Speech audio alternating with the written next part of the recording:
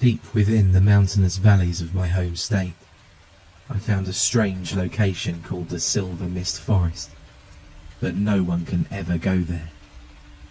I stumbled upon it one evening while hiking through the wilderness back in 1998.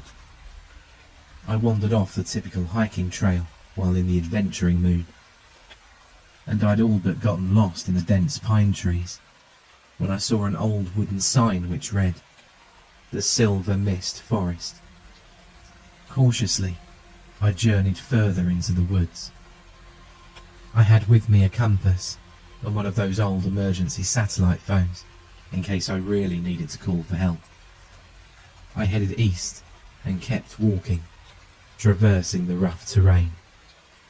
I must have been caught up in my own mind or in some kind of daze, because for whatever reason, I just kept walking and walking without realizing how far I'd gone in. A bizarre atmosphere loomed over me as I walked deeper into this troubling environment. Before long, it was getting dark, and a thick fog was rolling in from a nearby hollow.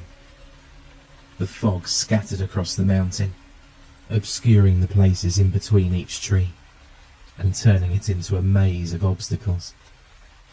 An odd feeling lingered in my mind. Maybe it was paranoia, but I swear I kept hearing someone behind me, stepping with my every step. Since I had a satellite phone with me, I felt a false sense of security, at least to some degree. I told myself that if anything truly dangerous happened, I could call for help. Without it, I doubt I would have gone as far as I did. I didn't expect to be there at dark, but I trekked onward, aided only by a small keychain flashlight from my car keys. Then, the footsteps got louder and faster. I looked behind me, peering through the cloud of fog, but I couldn't see a thing. By this time, I decided it was a good idea to head back. I was hesitant to head in the direction of the footsteps, but when I turned around going west, the noises still seemed to follow me. I continued to hear the sounds in the distance behind me. Every shadow and shape in my path seemed a potential danger as paranoia gripped me. The darkness echoed its blank and hollow emptiness at me in waves. My imagination then decided to mess with me. The idea that perhaps a bear or some other animal was the cause of these noises entered my mind. And once it was there, I couldn't shake it. The footfalls seemed to grow closer, and my sense of danger heightened. In a sudden panic, I made the mistake of running. I took off, passing through the mist and dodging the trees. Embarrassing as it is to admit, I was genuinely in fear of my life. Something about this place really had a hold on my psyche. Then, when manoeuvring through the narrow space between two scraggly trees, a jutted out branch caught me and sent me veering to the side and falling backwards. I lost my balance completely and fell hard on the forest floor. I lay there for a moment, catching my breath and looking up into the sky beyond the tall trees as the natural light faded. If something was coming for me, I was as good as dead. But to my surprise, the noise was gone. I wondered, did I outrun it? Was it all in my head? I sat up and tried to reorient myself, but when I looked at my compass, something was wrong. The needle on the compass was spinning around and around like crazy. Did it break in the fall, or was something affecting it? I then noticed some nearby power lines. Luckily, I was able to follow them like a guide back to safety. As I came closer to the main trail, my compass oddly started working again.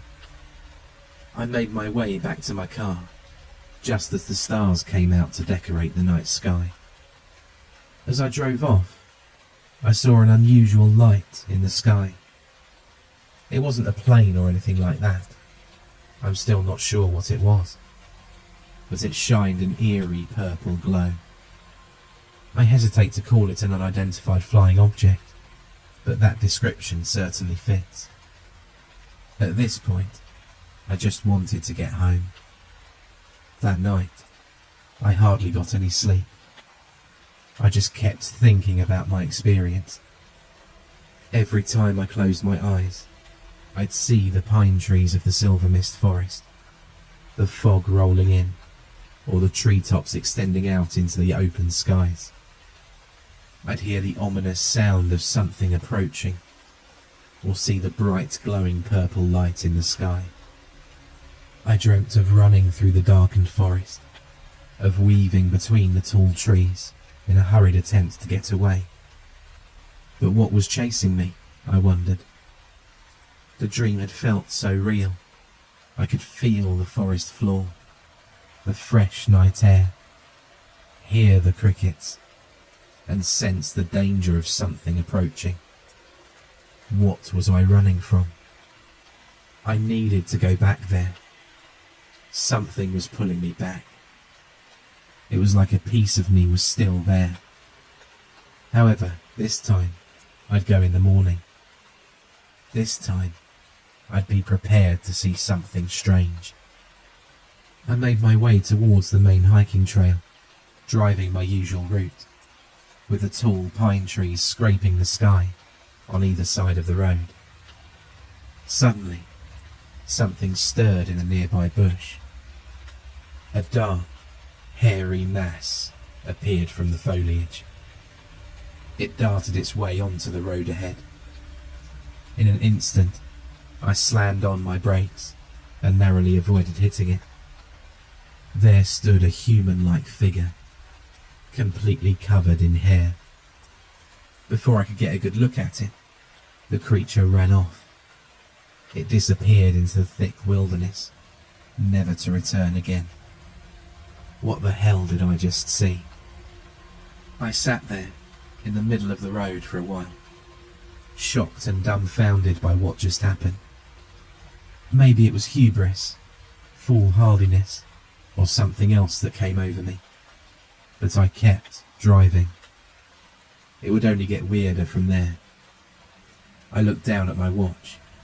Inexplicably, it had stopped.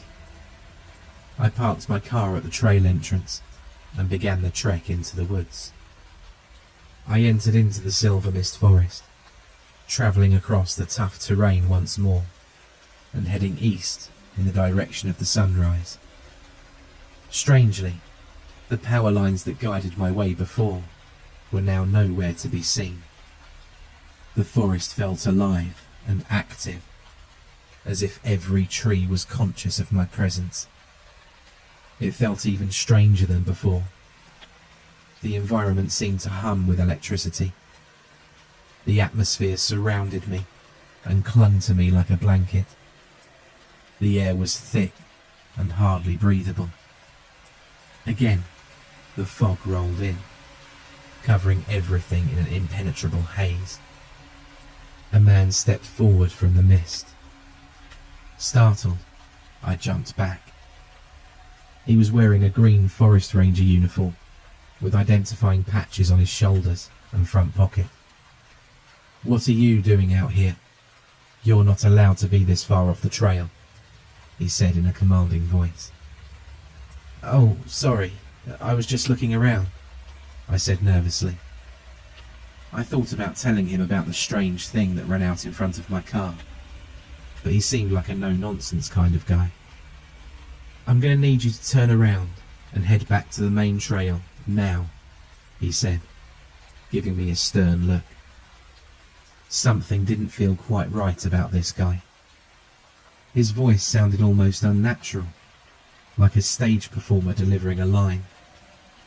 It was only then that I noticed his name tag was blank, and that one of the patches on his shoulders was upside down. His gaze harshened, as if he noticed that I'd noticed. "Turn around and go back to your vehicle," he said. Despite my suspicions of the man, I followed his orders to avoid getting in any trouble. Yes, sir, I replied, and began to turn around.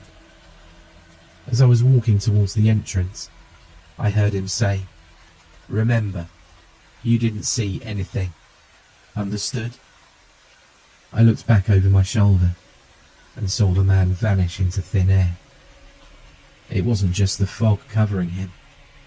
He disappeared entirely before my eyes. I kept walking back to my car. I knew then that something was very strange and seriously wrong about this forest. Either this place was messing with my mind, or the strangest of beings had claimed it as their home. As I walked further and further away, my mind seemed to clear more and more. There's no way that just happened. I must have imagined it. There's no way, I told myself. I had to be sure. I began walking back towards where the man had been. But as soon as I took a few steps, a figure began appearing from the mist. It was a frightening spectre in the shape of a wolf. The creature's eyes shined an eerie diamond brilliance, and its body gleamed a bright silver. This bizarre figure was no ordinary animal. The wolf began to speak in a haunting and uncanny human voice, without ever moving its lips. "Turn back," it whispered. The silver wolf took a step forward. I stood frozen for a moment, with panic growing within me. "Turn back," it said again, increasing in volume. I could hear the sound of it speaking, both in my mind and in my ears. The spectre walked towards me yet again. I got the most intense feeling of fight or flight I've ever gotten in my life. "Turn back," it wailed. I took off running as fast as I could, all the way back to the main trail. A primal and animalistic need to escape consumed me. I scrambled to the sanctuary of my vehicle and got in, hurriedly pulling the door closed. As I drove off from the trail entrance, I saw something lift up from beyond the pine trees. It was much larger than any bird, a man-sized winged being. The giant bird glided effortlessly through the sky. It moved with all the ease of a fish swimming through water. Its wingspan was massive, and as it swooped lower, I saw it had light grey skin and glowing red eyes. It scowled down at me. The creature began to follow my vehicle as I drove, as if seeing me off and making sure I was leaving. It circled above a few times and then flew off, vanishing out of sight. I drove away at full speed and went straight home. I never went back there again, but to this day, I routinely think about that forest. I still see that place in my dreams at night. I asked around to my friends to see if they'd ever heard of the Silver Mist Forest, and to my surprise, some of them had stories. They told of whispery voices and singing that led them out of the forest. They told of unearthly glowing objects and flashes of light out of nowhere. They said electronics would mysteriously stop working, as if there was some sort of interference. One of my friends said she'd been hiking through there when suddenly she got the odd feeling that she had to leave. That theme repeated in all of their stories, the thought randomly popping into their minds that they had to get out of there. It was as if the forest had its own way of keeping you out, or letting you know that you shouldn't be there. Another friend of mine told me he'd gone camping there, only to wake up with his tent back on the main trail. The Silver Mist Forest is the strangest place I've ever been. The word haunted doesn't cut it. It's a mystery that pulls you in, but turns you away before you can understand it.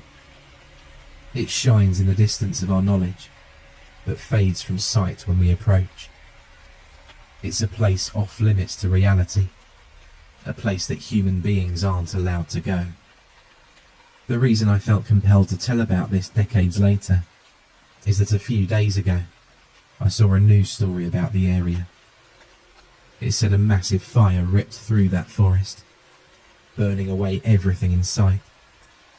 I don't have to worry about some idiot like me reading this story and heading out there now. That's the end of the Silver Mist Forest. Whatever was there has taken its secrets with it. However, it's not the only place out there like this. I know it's not the only place. You should be aware of that. There are places on this earth where monsters roam, where unexplainable lights glow in the night sky, and where people and animals aren't quite what they seem. You just have to know where to look. And sometimes, if you're like me, you'll find it by accident.